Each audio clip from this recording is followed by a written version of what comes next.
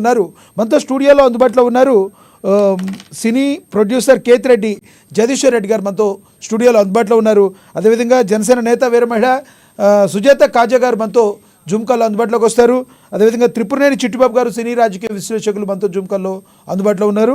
ఇక సినీ క్రిటిక్ శ్రావణ్ గారు కూడా మనతో జూమ్ కాల్లో అందుబాటులో ఉన్నారు. ముందుగా జగదీశ్వర్ రెడ్డి గారితో మాట్లాడదాం. నమస్తే సార్. నమస్తే. జగదీశ్వర్ రెడ్డి గారు, ప్రస్తుతం అల్లు అర్జున్ పరిస్థితి ఏంటి? రానున్న రోజుల్లో అల్లు అర్జున్ మరోసారి బెయిల్ రద్దే అరెస్ట్ అయ్యే అవకాశం ఉందా? చూడండి, ఇది అంతా వచ్చి అన్ని బూటకపు మాటలు అని చెప్పేదానికి నిన్న కమిషనర్ గారు ఏం చెప్పారు, గవర్నమెంట్ ఏం చెప్పింది, హాస్పిటల్ ఛార్జెస్ మేము పే చేస్తున్నామని అల్లు అర్జున్ టీము చెప్పారు.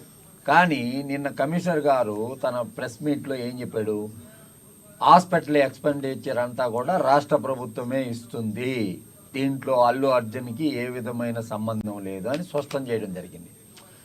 ఈ అల్లు అర్జున్ అరెస్ట్ అవుతాడా ఇంకొకటి అవుతాడా అని అంటే ఆల్రెడీ ఆ ఇచ్చిన బెయిల్ కండిషనే దానిపైన చాలా విధంగా న్యాయ నిపుణులు చాలా విధంగా మాట్లాడుతున్నారు. కాబట్టి ఏంటంటే అర్నబ్ గోస్వామి కేసు వేరు, ఈ కేసు వేరు, ఆ కేసుకి ఈ కేసుకి సంబంధం లేదని చెప్పి న్యాయం బాగా పెద్ద పెద్ద సీనియర్ కౌన్సిల్స్ అందరూ కూడా మాట్లాడడం జరుగుతుంది. కోర్టుకి ఒక డిస్ట్రిక్ట్ పవర్ ఉంటుంది కాబట్టి వాళ్ళు అనుకుంటే ఏదైనా చేయొచ్చు కాబట్టి ఇచ్చారు. మన న్యాయస్థానాన్ని తప్పుపట్టే వ్యవహారం అయితే మనకు లేదు. కానీ అల్లు అర్జున్ యొక్క తీరు పట్ల మాత్రం తప్పుపట్టాల్సినంత అవసరం అయితే తప్పకుండా ఉంది. ఎందుకుందంటే అల్లు అర్జున్ లోపల సినిమాలో థియేటర్లో ఉండగానే ఆ మహిళ మరణించిన వ్యవహారం పోలీసులు తీసుకెళ్ళి వారికి చెప్పడం జరిగిన తర్వాత వారు కనీసం స్పందించకుండా సినిమా ఫినిష్ అయ్యే లోపల తన దారి తను వెళ్ళిపోయాడు. అప్పుడే కానీ ఆ హాస్పిటల్కి వెళ్ళి ఆ బాబుని సందర్శించుంటే కొంచెం మానవతా దృక్పథంతో ఉండేది. ఆ టైంలో ఆ రకమైన నిర్ణయం ఎందుకు తీసుకున్నారో, ఎందుకు ఆ టీము ఆయన యొక్క యోగక్షేమాలు చూసేవాళ్ళు ఎందుకు చెప్పలేదు అనేది ఇది ఒక ప్రశ్నార్థకమైన వ్యవహారం అని చెప్పవచ్చు. అసలు దీనికంతా కారణం ఏంటంటే రాష్ట్ర ప్రభుత్వం బెనిఫిట్ షోలని, ప్రీమియర్ షోలని, రాత్రిపూట మిడ్ నైట్ షోలు 9:30కి నుంచి మొదలుపెట్టి షోలు అనేవి ఇవ్వడం జరిగింది. ఆ షోలో భాగంగా ఎవరో అభిమానులు వస్తారు, చాలామంది వస్తారు. దానికి హీరో గారు కూడా ఆ థియేటర్కి రావడం, అలా జనాల్ని ఎక్కువగా క్రౌడ్ని అంతా పుల్ చేయడము, 6 గంటల నుంచే సోషల్ మీడియాలో ట్రోల్ చేయడము, బన్నీ సంజయ్ థియేటర్లో సినిమా చూస్తున్నాడు అనే తలకి హైదరాబాద్ నగరంలో ఉన్న సినిమా లవర్స్ అందరు కూడా అక్కడ చేరడం జరిగింది. చేరిన తర్వాత అది ఆర్టీసీ క్రాస్ రోడ్డు ఆల్రెడీ ఎక్కువ బిజియెస్ట్ సెంటర్, అక్కడ హోటల్స్, రెస్టారెంట్స్ అన్నీ ఉంటాయి కాబట్టి బిజియెస్ట్ సెంటర్. ఆ బిజియెస్ట్ సెంటర్లో అల్లు అర్జున్ అక్కడికి రావడం జరిగింది. 9:40 గంటలకి అక్కడికి రావడం జరిగింది. రావడంలో ఏమైందంటే థియేటర్ లోపలికి వెళ్ళడంలో ఒక కారు పై నుంచి అలా చేతులు ఊపుకుంటా లోపలికి రావడం జరిగింది. కాబట్టి అతను వచ్చేదానికి దారి చూపించేదానికోసం ఉన్న జనాన్ని అందరినీ, ఎక్కువ మంది ఉన్నారు జనాలు, ఉన్న జనాలందరినీ నెట్టేయడం జరిగింది. ఆ నెట్ వేయడంలో జరిగిన ఈ సంఘటనే దుస్సంఘటన అని చెప్పవచ్చు. రేవతి ఆమెకున్న 2 బిడ్డలు, రేవతినైతే ఎవరు తీసుకురాలేరు, అల్లు అర్జున్ తీసుకురాలేరు, రాష్ట్ర ప్రభుత్వం తీసుకురాలేరు, ఎవరు తీసుకురాలేరు. కాకపోతే ఏంటంటే ఇక్కడ ఏంటంటే మనం ఆలోచించాల్సింది ఏంటంటే ఎవరైనా కూడా ఇది తప్పే, ఎట్టి పరిస్థితుల్లో దీనికి బెయిల్ వచ్చిందా ఏమొచ్చిందా. జగదీశ్వర్ రెడ్డి గారు, ఇంకోటి బాబుకి చాలా సీరియస్గా ఉంది, శ్రీతేజ్కి చాలా దారుణమైన పరిస్థితుల్లో ఉంది, ఫుడ్ కూడా తీసుకోలేని పరిస్థితుల్లో బాబు ఉన్నాడు, పక్కకట్టే మెరుకులు అన్నీ కూడా బాగా నుజ్జైపోయాయని, చాలా డేంజరస్ సిచ్యువేషన్లో ఉన్నారని మనకి పోలీసు సిపి గారు కూడా చెప్పడం జరిగింది మీడియా ముఖంగా. మరి ఓవరాల్గా చూసుకుంటే ఇప్పుడు ఆ బాబుకి ఏదన్నా ప్రమాదం జరిగి బాగుండాలని కోరుకుందాం అందరం కూడా, ఎందుకంటే బాబుకు బాగుండాలని యావత్ తెలుగు రాష్ట్ర ప్రజలందరూ కూడా కోరుకుంటున్నారు. కానీ సిచ్యువేషన్స్ చేయి దాటిపోయినట్టుగా మరి మనకి సోషల్ మీడియాలో ఒక కథనాలు అయితే మనకి వస్తున్నాయి. ఇఫ్ ఇట్ ఈజ్ ఏదన్నా బాబుకి ప్రాబ్లం ఏదన్నా అయితే మరి అల్లు అర్జున్కి కానీ మళ్ళీ ఆ బెయిల్, మధ్యంతర బెయిల్ క్యాన్సిల్ అయ్యే అవకాశం ఉందా? పోలీసులు సుప్రీంకోర్టుకి వెళ్తారని కూడా ఒక ట్రోల్ అయితే జరుగుతుంది. ఈ కోర్టు ఇచ్చిన దీన్ని మళ్ళీ సుప్రీంకోర్టుకి వెళ్ళే అవకాశం. ఇంకోటి ప్రధానంగా ఇక్కడున్న రాష్ట్ర ప్రభుత్వాన్ని బ్లేమ్ చేస్తూ అల్లు అర్జున్ ఆర్మీ అనేవాళ్ళు రాష్ట్రాన్ని, సీఎంని, రేవంత్ రెడ్డి గారిని బ్లేమ్ చేయడం, రకరకాలుగా ట్రోల్ చేయడం జరుగుతుంది. దీన్ని ఎలా చూడాలంటారు? చూడండి, రాష్ట్ర ప్రభుత్వం వీళ్ళు సినిమా రేట్లు ఇవ్వకపోతే మాకు రేట్లు ఇవ్వలేదు అని అంటారు. అదేవిధంగా వీళ్ళకి పర్మిషన్లు మిడ్ నైట్ షోలకి వాటికి పర్మిషన్లు ఇవ్వకపోతే ప్రభుత్వం మీదే దుమ్మెత్తిపోస్తుంటారు.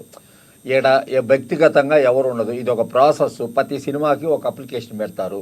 మేము సినిమా తీసాము, మా సినిమా ఇంత కాస్ట్ ఆఫ్ ప్రొడక్షన్ అయింది కాబట్టి మాకు రేట్లు ఎక్స్ట్రా రేట్లు ఇవ్వాలా అని చెప్పి రాష్ట్ర ప్రభుత్వాలు కోరతాయి. ఇక్కడ కానీ అక్కడ కానీ ఇవ్వడం జరిగింది. అక్కడ మాత్రం హైకోర్టు ఇన్వాల్వ్ అయ్యి కేవలం 2 వీక్స్కి ఇచ్చిన దాని సిస్టాన్ని మాత్రం 10 రోజులకే కుదించడం జరిగింది.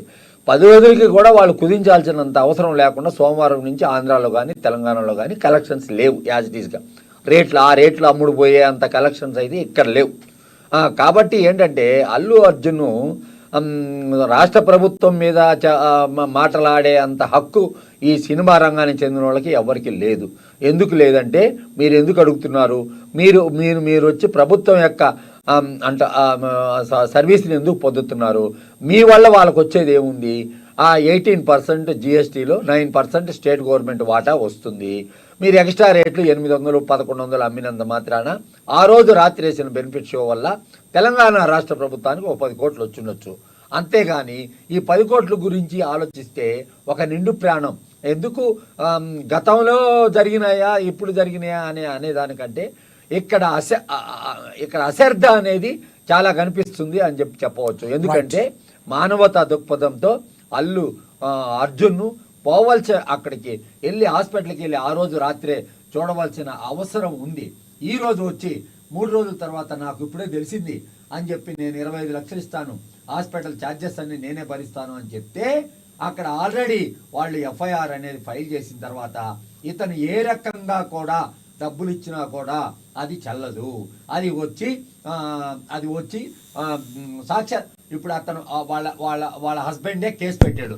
వాళ్ళ హస్బెండ్కే మీరు 25 లక్షలు ఇస్తారంటే 25 లక్షలు ఇస్తారు అని అంటే కేసు వచ్చి వీక్ అయిపోతుంది. ఎట్లా వీక్ అయిపోతుందంటే కేసుకి సాక్ష్యం చెప్పాల్సిన వ్యక్తి ఎవరు? వాళ్ళ హస్బెండ్.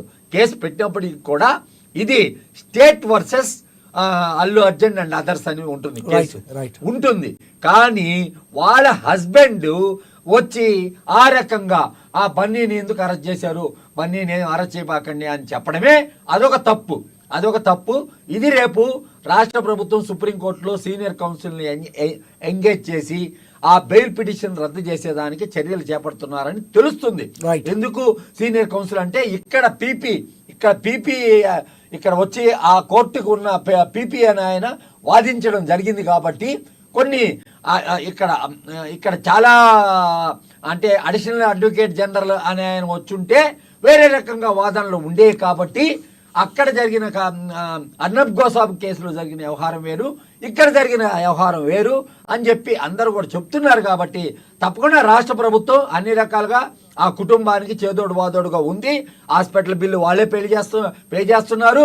వీళ్ళు 4 లక్షల రూపాయలు ఇంజక్షన్ సింగపూర్ నుంచి తెప్పించారని చెప్తున్నారే కానీ రాష్ట్ర ప్రభుత్వం మాత్రం మేమే అన్ని రకాలుగా నిన్న హెల్త్ సెక్రటరీ ఇచ్చిన బులెటిన్లు అయితేమి, అదేవిధంగా ఎవరిచ్చిన బులెటిన్లు అయితేమి సినిమా రంగానికి చెందిన వాళ్ళకి మేము ఏ విధంగా కూడా వాళ్ళ దగ్గర నుంచి రూపాయి కూడా ఎక్స్పెక్ట్ చేయట్లేదు, రాష్ట్ర ప్రభుత్వమే భరిస్తుంది అని చెప్తున్నారు వెరీ క్లియర్ గా. ఇది సినిమా ఫీల్డ్ కి ఒక చెంపపెట్టు అని చెప్పవచ్చు.